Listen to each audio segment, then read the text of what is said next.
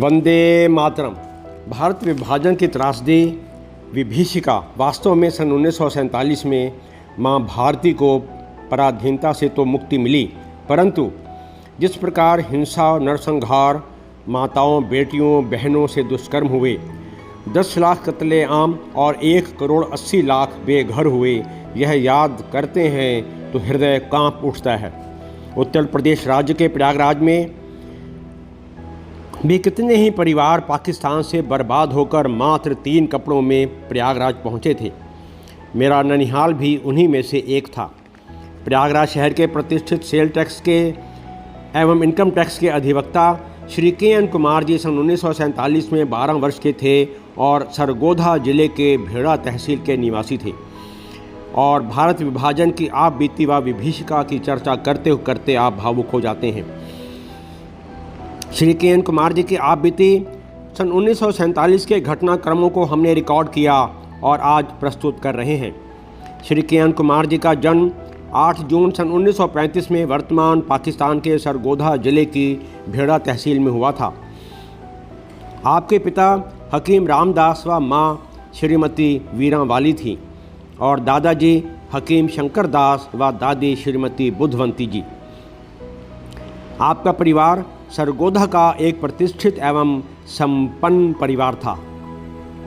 16 सितंबर सन 1947 को आपके परिवार ने घर छोड़ा। पहला पड़ाव मंडी बहाउद्दीन, दूसरा पड़ाव लाहौर और तीसरा पड़ाव अमृतसर। फिर दिल्ली होते हुए आप 22-23 सितंबर सन 1947 को प्रयागराज पहुंच गए। आपकी शिक्षा दीक्षा प्रयागराज में सर्वप्रथम राधा रमन इंटर कॉलेज, उसके बाद सेवा समिति विद्या मंदिर इंटर कॉलेज, तत्पश्चात आपने इविंग क्रिश्चियन कॉलेज से ग्रेजुएशन की और इलाहाबाद विश्वविद्यालय से आपने LLB की परीक्षा पास करते हुए सन 1959 में वकालत प्रारंभ की। दुख भरी दास्तान को श्री के.एन. कुमार जी ने मातृभाषा यानी पंजाबी में बताया है। कुछ चर्चा हमने हिंदी में भी की है, प्रस्तुत है। ਤੁਹਾਡਾ ਸਵਾਗਤ ਹੈ। ਤੁਸੀਂ ਮੇਰੇ ਕੋਲ ਪੁੱਛ ਰਹੇ ਹੋ ਕਿ ਤੁਸੀਂ ਪਾਕਿਸਤਾਨ ਤੋਂ ਆਏ ਹੋ, ਉਸ ਵੇਲੇ ਤੁਹਾਡੀ ਉਮਰ 12 ਸਾਲ ਸੀ। ਹੁਣ ਤੁਹਾਨੂੰ ਸਭ ਕੁਝ ਯਾਦ ਹੋਏਗਾ, ਕੁਝ ਉਸ ਦੇ ਬਾਰੇ ਦੱਸੋ जी। तो ना ये तुमने ये क्वेश्चन पूछ के मेरे रोंगटे खड़े कर देते हैं जी। और आज वही सीन याद आ रहा है जी। 12 साल का जरूर सी, लेकिन सारे सीन मेरे सामने हैं। किस तरह पाकिस्तान मिलिट्री ने और पाकिस्तान के राइट लोगों ने साढ़े लोगों पर जुल्म किए जी। साढ़े लोगों का परिवार बड़ा परिवार सी, अच्छा खासा बिजनेस थी, 5-6 लोगों की एजेंसियां सन जी। और कम से कम 3-4 बीघियां विच मकान सी जी। और वो असे इनकम टैक्स भी देंगे सब थे जी। मतलब बड़ा परिवार सी।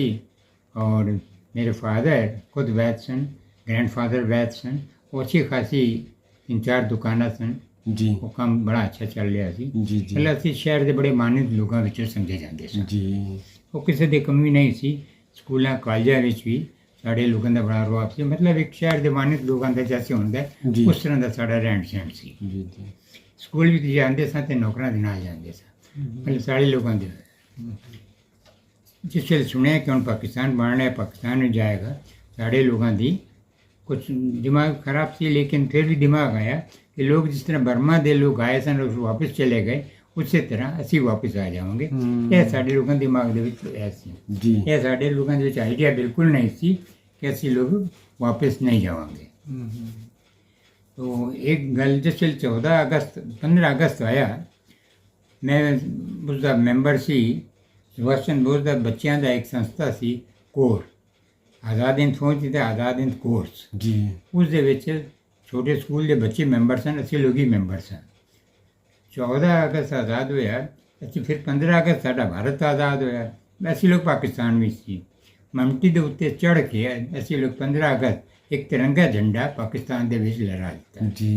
उस तिरंगे झंडे ने जैसे लाया से 15 अगस्त सारे ममटी के उत्ते चढ़े हुए सन। उससे मेरे 2 मिनट के उत्ते फायरिंग हो गई। असी लोग सारे 15 मुंडे 12 फुट या 15 फुट उच्ची वो छत सी, उस उत्ते पूरे कूद गए हैं। तो झंडा लग्या रहा लेकिन असी लोग थले कूद गए हाँ जी। और दौड़ के सीधे भूसे के कमरे के अंदर घुस गए अंदर। हाँ जी। और जैसे भूसे तो बाहरों ताला लगवा दिता गया। मिलिट्री आई, पुलिस आई, झंडा लेके चली गई, सानू ढूंढिया, सानू मिली नहीं, जी गल खत्म हो गई। मतलब उत्थे बच गए। जी मतलब साढ़े लोगों के विच भी एक बड़ा जोश थी कि साड़ा भारत आज़ाद हो रहा है। जी रहंदे पाकिस्तान में सा, क्योंकि 14 अगस्त ਨੂੰ पाकिस्तान आज़ाद हो गया सी। जी एक तो यह इवेंट हुए, उस तो बाद देखिया कि अब 1 महीना से हो रहा है, लेकिन उस ਵੇਲੇ कतल वगैरह शुरू हो गए सन। ਜਿਹੜੇ ਹਿੰਦੂ ਜਾਂਦੇ ਸਨ ਸੜਕਾਂ ਤੇ ਉਹਨਾਂ ਨੂੰ ਮਾਰ ਦਿੱਤਾ ਜਾਂਦਾ ਸੀ ਜਾਂ ਲੁੱਟ ਲੈਂਦੇ ਸਨ। ਟਾਂਗੇ ਤੇ ਲੋਕ ਆਉਂਦੇ ਸੀ, ਉਸ ਵੇਲੇ ਟਾਂਗੇ ਬਹੁਤ ਚੱਲਦੇ ਸਨ। ਉਸ ਵੇਲੇ ਜਿਹੜਾ ਟਾਂਗੇ ਦੇਖਿਆ ਕਿ ਹਿੰਦੂ ਆ ਰਿਹਾ, ਉਸ ਨੂੰ ਉਠਾ ਕੇ ਲੈ ਜਾਂਦੇ ਸਨ। ਇਸ ਵੇਲੇ ਹਿੰਦੂਆਂ ਦਾ ਸਫ਼ਰ ਕਰਨਾ ਦੌੜਨਾ ਸਭ ਬੰਦ ਹੋ ਚੁੱਕਾ ਸੀ। लेकिन ਅਸੀਂ लोग चूँकि मानद आदमी सन और सारे मुसलमान सबॉर्डिनेट सन सारे, जी ਅਸੀਂ लोग बचे रहे। ਅਸੀਂ सितंबर तक रहे। अच्छा कितने सितंबर तक? मैं 15 सितंबर। अच्छा 16 सितंबर ਨੂੰ ਸਵੇਰੇ ਸਵੇਰੇ एडवर्टीजमेंट आया लाउड स्पीकर थे कि कितने हिंदू हैं वो सारे दरवाजे के बाहर खड़े हो जाए। सोचा कि ये तो मजाक हो रहा है, कैसा ऐसा। फिर सोचा कि जैसे बर्मा चोया सी उसी तरह होएगा, वापस आ जाएंगे। जी खैर सारी रात असा अंदर कमरे में गड्ढे करके अपने जितने वैल्यूएबल सन चीज़ां वो अंदर कोठरी के अंदर गड्ढे करके उसे इतना देर ला के प्लास्टर करके जी छोड़ के चले आए। जी वो बाहर आए, कुछ नहीं, पानी, रोटी और छोटे छोटे लोहे के बक्से भी 2-4 कपड़े और रख के असी लोग बाहर खड़े हो गए। दूसरे दिन पहले दिन इनकार किया, दूसरे दिन खड़े हो गए। मिलिट्री के ट्रक सवेरे सवेरे कितनी तारीख सी? 16 सितंबर सन 47।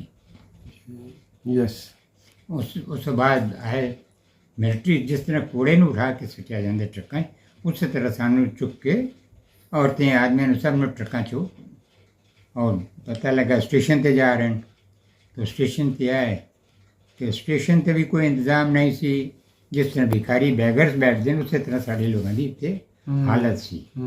साढ़े ऐसे लोग शहर के मानद आदमी सन, लेकिन उत्थे भिखारी की तरह बैठे सी। जी उस ਵੇਲੇ ਗੱਡੀ ਦੇ ਵਿੱਚ इतना रश ਸੀ कि ਸਾਡੇ ਲੋਕ ਜਿਹੜੇ ਛੋਟੇ ਛੋਟੇ ਬਕਸੇ ਸਨ ਉਹ ਵੀ ਰੱਖਣ ਦੀ ਜਗ੍ਹਾ ਨਹੀਂ ਸੀ।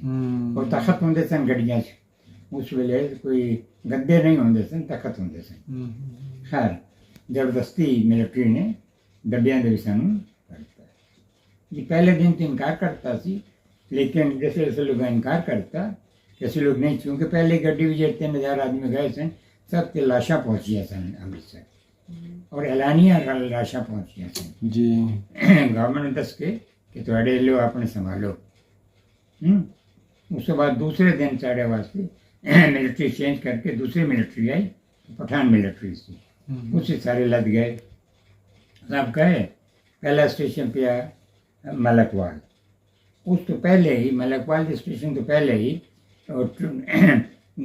लाइन थे, रेलवे लाइन थे, उन्होंने पेड़ कट के सुन दिता सी।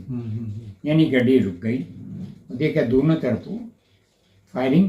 अस्सी लोग सर छिपा के थले सीटां के थले सब लेट गए, और जो मिलिट्री सी पठान मिलिट्री, उन्होंने क्या कोई सिर ना उठाएगा, सब अंदर छिपे रहेंगे। 15 मिनट फायरिंग हुई सब तरफ, लेकिन पठान मिलिट्री ने दोनों तरफ जवाब देता और ड्राइवर ਨੂੰ तो साफ करता। और पठान मिलिट्री का जो कैप्टन सी, जो बड़ा अफसर सी, और खुद गड्डी लेके आ गया। तो मलकवाल जिसले पहुँचे उसे फिर मिलिट्री चेंज हो गई जी।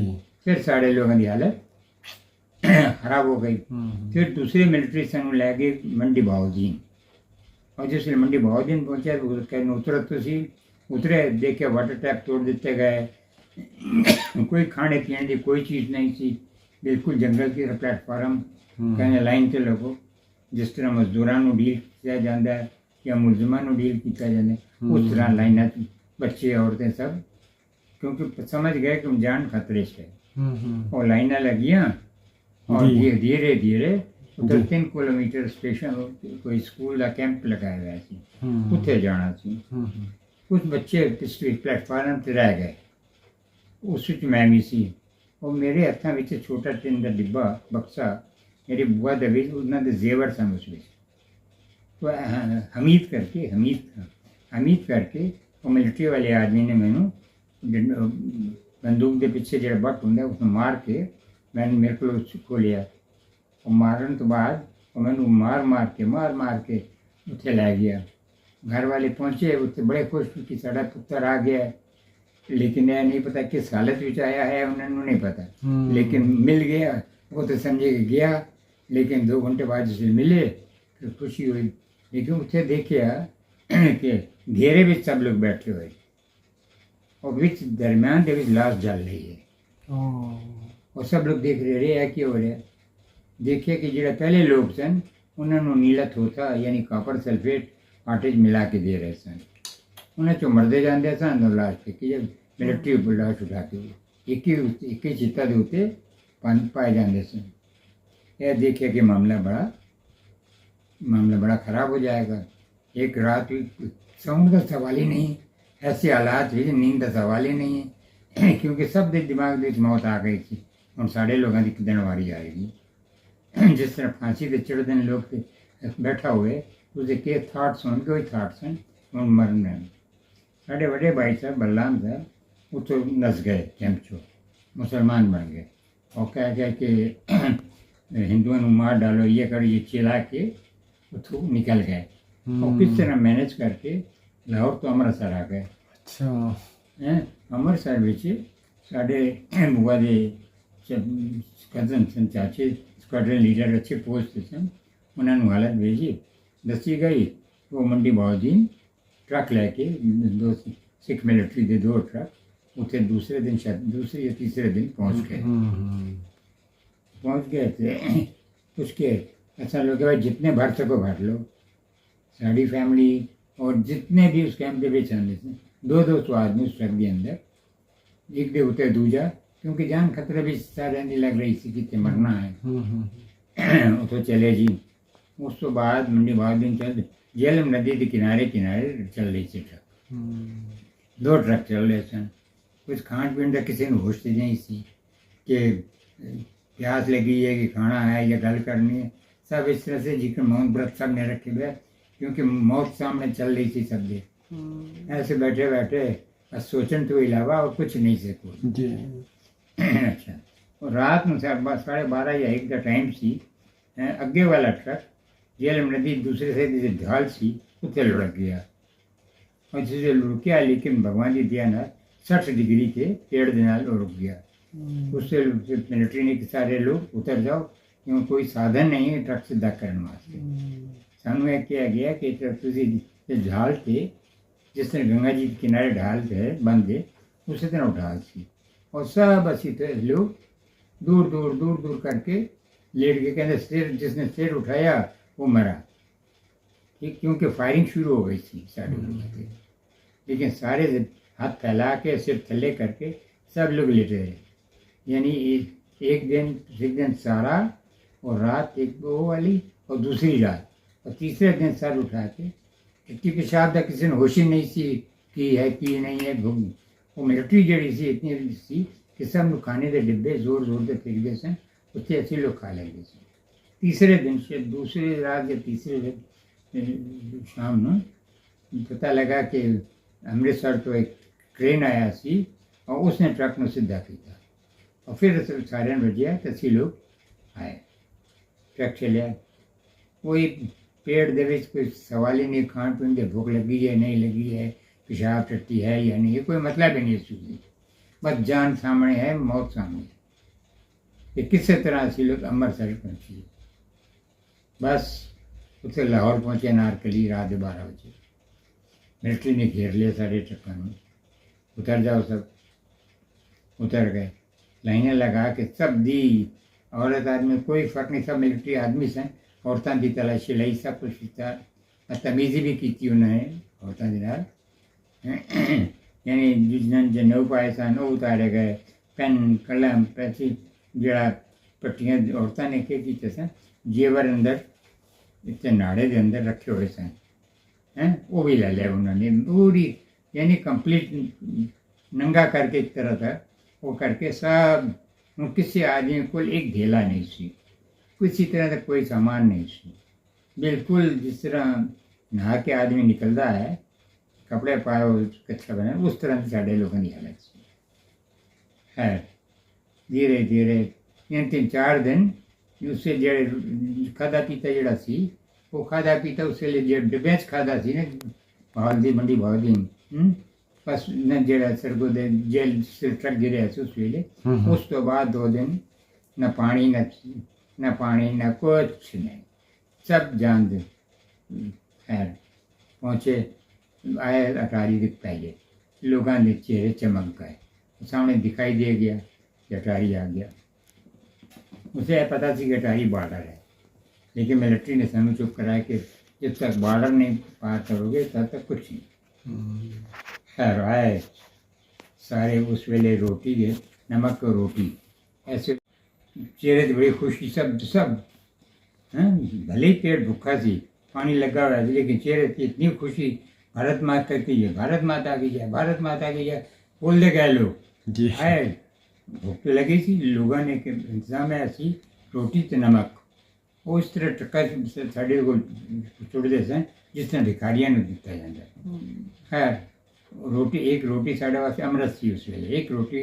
और नमक जरा सी वो साढ़े वास्ते फिर देखे कि उत्ते हैजा फैला हुआ है उत्ते प्याज नहीं प्याज की कमी हैजे वास्ते प्याज चाहिए प्याज नहीं है दही 2 रुपये किलो जो 4 आने 6 आने किलो होंगी सी वो 2 रुपये और 4 रुपये किलो 80 लोग करीब फैमिली आदमी करीब 50 आदमी सा फैमिली के और बाकी तो तितर हो गए तो अपना जान तो क्या किया जाए चलो दिल्ली चले तो निरुकन ठीक नहीं क्यों जगह नहीं है प्लेटफॉर्म पे जगह ही कैंप पे जगह ही नहीं सिर्फ आदमी की उस तो बाद गड्डी के उत्ते चढ़ गए सी लोग छत के गड्डियाँ फड़ी हुई सन छत पे बिना टिकट का सवाल ही नहीं छत के उत्ते सब लोग चढ़ गए सिर थल्ले करके दूसरे दिन सवेरे अमृतसर पहुँच गए दिल्ली पहुँच गए अब दिल्ली देखे फिर वही हालत जो अमृतसर दी थी दिल्ली भी इतनी भीड़ प्लेटफार्म पे इतनी प्लेटफार्म की कोई सामान बिकने वाला नहीं उससे तरह रोटी अचार और नमक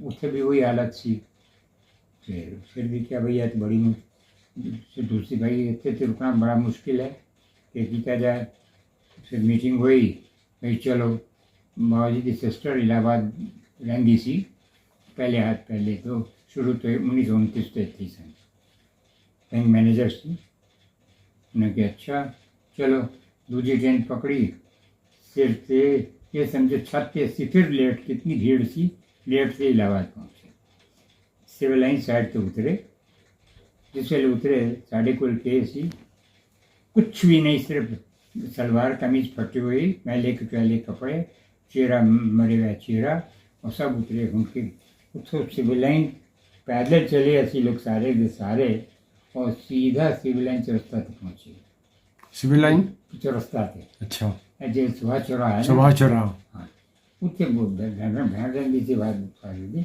उत्थे कोरिया मार्ट करके एक ऑक्शन प्लेस सी उन्होंने सारी भीड़ उन्हें दिखा भाई रोना पिटना होया सारे का पहले तो उस तो बाद फिर रोटी मिली 2 दिन रहे फिर क्या किया जाए ऐसे तो कम नहीं चलेगा बाबू जी ने किया कि भाई सिस्टर देकर रोटी ऐसी लोग नहीं खावांगे फिर बाबू जी ऐसी सारा परिवार लोकनाथ चौरस्ता तक चले गए लोकनाथ चौरस्ता तक चले गए उस वेले उत्ते सवेरे सवेरे मंडी लगती सी मंडी का मतलब चीनी के बोरे विमको माचिस के बोरे इस तरह के सवेरे सवेरे लगते सन और लोग उस पर खरीदते सन दुकानदार बाबूजी ने पूछा यह बोरा कितने का है उसने क्या 110 रुपये का चीनी का और विमको कितने दिए है उसने 50 रुपये की वो लकड़ी के फ्रेम भी जानती सी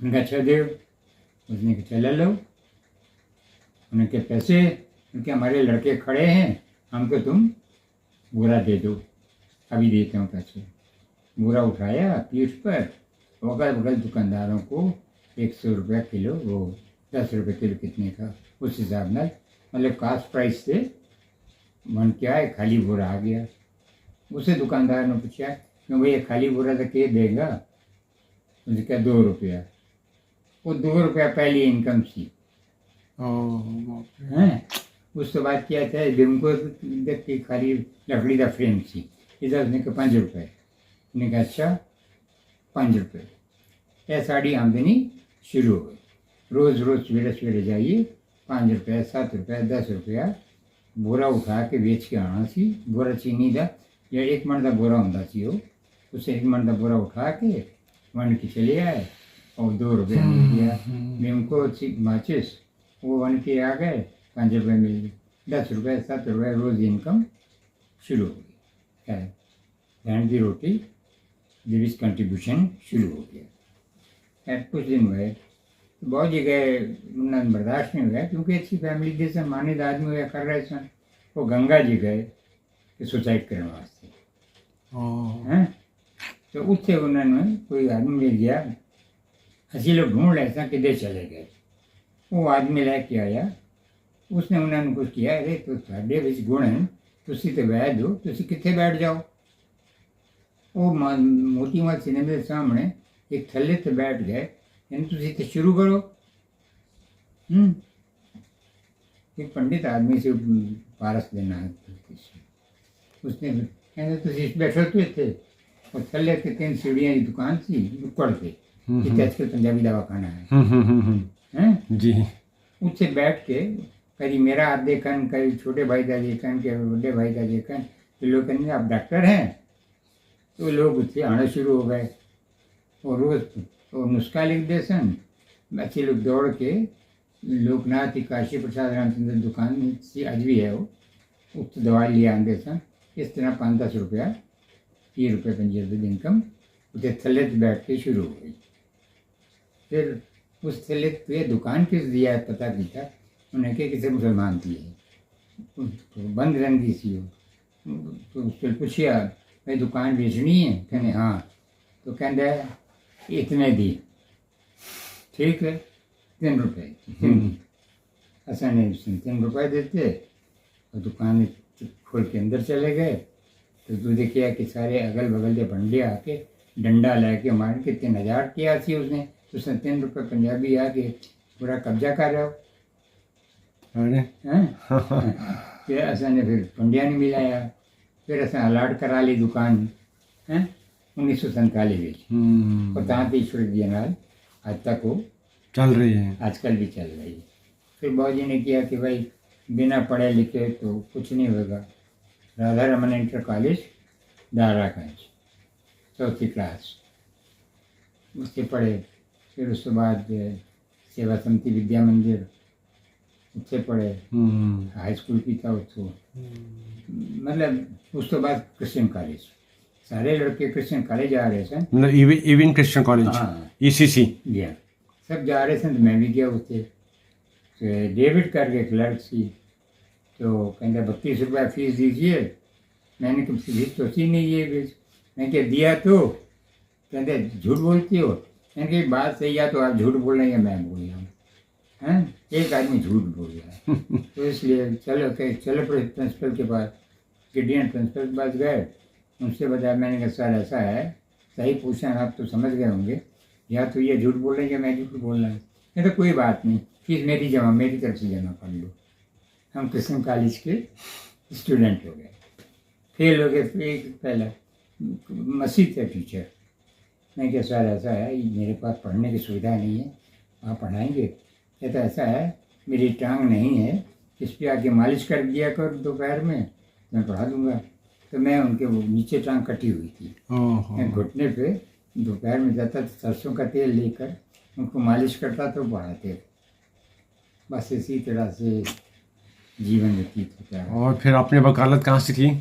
मैंने इलाहाबाद यूनिवर्सिटी से 1958 में मैंने पास किया था LLB किया यहाँ से LLB है और फिर प्रैक्टिस आपने शुरू की हाई कोर्ट में या डिस्ट्रिक्ट कचहरी में तो हाई कोर्ट के सवाल ही नहीं ना जान ना पहचान हाँ हाई कोर्ट के सवाल ही नहीं जी वहाँ पे 10-12 रुपए की कुर्सी 10-12 रुपए का मेज लेके अच्छा तो खंबा के बाद पेड़ के नीचे बैठ गए जी ना कोई जान पहचान नहीं कोई परिवार में वकील नहीं हैं एक कल्लू करके आया बाबूजी इस पर दस्तखत कर दीजिए अटेस्ट कर दीजिए 5 रुपये मिलेगा मैंने कहा पता नहीं कौन है कहते कौन पूछता है, कौन है, दस्तखत करिए, इसमें 5 रुपये लीजिए। 5 रुपये गए, तो दोबारा वो मजिस्ट्रेट ने पूछ लिया। हाँ, मैं साहब सही पोजीशन ये है, मुझे 5 रुपये का लालच था, अब दस्तखत कर दिए, मैं नहीं जानता। तो समझ गया सच सच क्या है। फिर इसी तरह से फिर 5 रुपये 10 रुपया रोज़ कमा लेती थी। पहले साल की इनकम मेरी 86 रुपये थी, 86। 1959 में। हाँ, जी। अच्छा, आपका जन्म का डेट क्या है 8 जून सन 35। और जगह? भेड़ा, भेड़ा, जिला सरगोधा, जिला सरगोधा, हाँ, जो कि अभी पाकिस्तान में है। पाकिस्तान में। यस। मैं कचहरी में मेरा रजिस्ट्रेशन वकील करके हुआ 16 जनवरी सन 59 में। जी। क्योंकि बिना उस वक्त एडवोकेट नहीं होते थे, उस वक्त सिर्फ वकील होते थे। जी। और एक्ट 62 में बना था, लेकिन मैं उसके पहले से वकालत कर रहा था। 16 जनवरी सन 59 से कचहरी में सुबह 8 बजे पहुंच जाता था, रात के 9 बजे लौटता था। और कोई भूला भटका कोई क्लाइंट मिल जाए, कहीं से मिल जाए, इस तरह से कभी 2 रुपया, कभी 5 रुपया, कभी 10 रुपया, इस तरह से कमा लेता था। खाना पीना तो एक वहाँ चाय वाला था, उसका मैं मेज़ साफ़ कर देता था, कुर्सियाँ साफ़ कर देता था, और वो हमको जो मलाई बचती थी दिन भर की, वो हमको खिला देता था दूध की। वही मेरा खाना था, वही मेरा सब कुछ था। जो मलाई वो करीबन 3 बजे करीब जो दूध की मलाई होती थी वो खिला देता था, और बाकी हम उसके मेज़ बाहर बेंच पे बैठ जाते थे, और कोई ना कोई मिल जाता था 2-5 रुपये वाला। मैं उसके बाद बाबू शेख बहादुर के साथ, एक सीनियर वकील थे जी। जी। बच्चनगंज में, उनके साथ उन्होंने मुझे लगा लिया। देखा कि लड़का बड़ा मेहनती है, उन्होंने कहा चलो। मैं उनके यहाँ जाता था, मेज़ साफ़ करता था, कुर्सियाँ साफ़ करता था, उनके सामने ज़मीन पर बैठता था, कुर्सी पर नहीं। मुंशी चौकी पर बैठता था, हम लोग नीचे बैठते थे ज़मीन पर। मेरा काम उन्होंने शुरू में ये किया कि उर्दू में जितनी CLD आती थी या कोई डॉक्यूमेंट आता था, उसको हिंदी या अंग्रेज़ी में लिखना, ये मेरा काम था। क्योंकि मैं उर्दू उसका अनुवाद करना, उसका ट्रांसलेशन, उसका अनुवाद करना। हाँ, मतलब उसको जी। उस लैंग्वेज में प्रोड्यूस करना। धीरे धीरे धीरे करके उनकी वजह से, और जिनके कई जैसे उनके और जूनियर हैं, TP सिंह, और जूनियर जज भी बने। आज उनका पेंशन भी जज हाई कोर्ट में है। मैं उनका था, और मैं उनको पानी पिलाना, उनके लिए सिगरेट ले आना, उनको मालिश करना, ये सब इन्हीं वजह से मैंने सीखा। और धीरे धीरे करके फिर मैं कचहरी से मेरे कचहरी में जान पहचान हुई। फिर मैं सेल्स टैक्स में आ गया। सेल्स टैक्स में बार का प्रेसिडेंट बना। फिर उसके बाद यहाँ 2 बार हैं, दोनों बार का प्रेसिडेंट था। उसके बाद इनकम टैक्स में 3 से 4 साल में प्रेसिडेंट बना। उसके बाद उत्तर प्रदेश के वकीलों का मैं जनरल सेक्रेटरी बना। तो मैं यूपी के कम से कम हर ज़िले पे महीने में 1 बार जाता था। अरे वाह। यानी उस वक्त तो हरिद्वार भी साथ में था। हरिद्वार, नोएडा तो नहीं था उस वक्त, यानी गाज़ियाबाद, मतलब हर ज़िले में मैंने अपना इतना रुतबा बना लिया था। गाड़ी भी ले ली थी मैंने जी।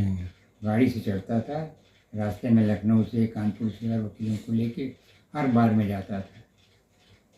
फिर वो आज भी उस बार में मुझे जैसे एज ए गार्जियन करके माना जाता है। ये गार्जियन है। बहुत बढ़िया। क्योंकि इस वक्त मैं 89 कंप्लीट कर चुका हूँ, 90 पे चल रहा हूँ। जी। और अभी आपका निवास इलाहाबाद में? इलाहाबाद में सिविलेंस में है, 40 हज़ार पटेल मार्ग पर है। विश्वविद्यालय से मेरा लड़का भी वकील है जी। वो सीनियर वकील हो गया। वो उसकी भी उम्र 62 साल है। जी। जी। वो all India income tax federation का प्रेसिडेंट भी रहा जी। और ऑल इंडिया सेंट्रल जोन का भी प्रेसिडेंट था। आजकल इनकम टैक्स की सिर्फ वकालत करता है। और अच्छी छोटा लड़का जो है वो किसी कंपनी का वाइस प्रेसिडेंट है गुड़गांव में। बहुत बढ़िया। आप बता रहे थे आपने एक नज़्म भी लिखी थी, बड़े भाव में आके जो पाकिस्तान से हम लोग छोड़ के आना पड़ा, सारा कुछ जायदाद और परिवार और सब कुछ, तो मैं आपसे निवेदन करूँगा जो नज़्म आपने लिखी है वो ज़रूर उसकी पंक्तियाँ पढ़ें आप प्लीज़। मौजूद साहब, ये नज्म नहीं है, जी ये मेरे दिल की आवाज़ है। जी जी हैं, जो मेरे ऊपर बीती जी या जो वहाँ के लोग आए जी जो उनके ऊपर बीती, जी वो असल में सेनानी के रूप में होना चाहिए। जी गवर्नमेंट इस तरह ध्यान नहीं दिया, जी लेकिन जो दिल की मेरे बात है, जी दिल की धड़कन मैं बता रहा हूँ आपको, जी उसका नाम है पाकिस्तान तू धोखेबाज। जी पाकिस्तान तू धोखेबाज। जी पाकिस्तान का वजूद न था, पाकिस्तान का वजूद न था, भारत माता की दयालुता ने उसका वजूद दिया। जी भारत माता की दयालुता ने उसका वजूद दिया, पाकिस्तान का वजूद न था। परवे आस्तीन का सांप निकला, परवे आस्तीन का सांप निकला, अभी तक तो दूध पिलाते रहे, अभी तक तो दूध पिलाते रहे, उसको सहलाते रहे, उसके प्यार करते रहे, अरे तो पाकिस्तान का वजूद न था। परवे नाखून का कोढ़ निकला, परवे नाखून का कोढ़ निकला, पाकिस्तान पूरे संसार का दुश्मन है, पाकिस्तान तो पूरे संसार का दुश्मन है, आतंकवादियों का परीक्षा केंद्र भी है, आतंकवादियों का परीक्षा केंद्र भी है। कोई हक नहीं है उसे जीने का, कोई हक नहीं है उसे जीने का, सबक सिखाओ सर न उठाए, सबक सिखाओ और सर न उठाए, यह पूर्ण अखंड भारत बनाए, ये पूर्ण अखंड भारत बनाए, पाकिस्तान का वजूद न था। वहाँ के बाशिंदों को जीने की राह दिलाओ, वहाँ के लोग मर रहे हैं, वहाँ के बाशिंदों को जीने की राह दिलाओ, चूहों के सामने शेर माथा न टिकाए, चूहों के सामने शेर माथा न टिकाए, वहाँ के बाशिंदों को जीने की राह दिलाए, चूहों के सामने शेर माथा न टिकाए। दयालुता वापस लो, दयालुता वापस लो, कठोर कदम उठाओ, कठोर कदम उठाओ और सबक सिखाओ, और सबक सिखाओ, वो भारत माता की जय, भारत माता की जय। जी बहुत बहुत थैंक यू, बहुत बहुत आपका आभार, हृदय से आभार, धन्यवाद। आपने हमको बहुत सुंदर जानकारी दी, अपने जीवन के अनुभव बताए कि तुसी किस तरह पाकिस्तान तो पार्टीशन ਜਦੋਂ ਹੋਇਆ 1947 ਵਿੱਚ ਸੀ, ਕਿਹੜੇ ਦੁੱਖ ਝੱਲੇ ਹੋਰ ਕਿਹੜੀ ਵਿਭੀਸ਼ਕਾ ਤੁਸੀਂ ਉੱਥੇ ਆਏ। बहुत बहुत धन्यवाद।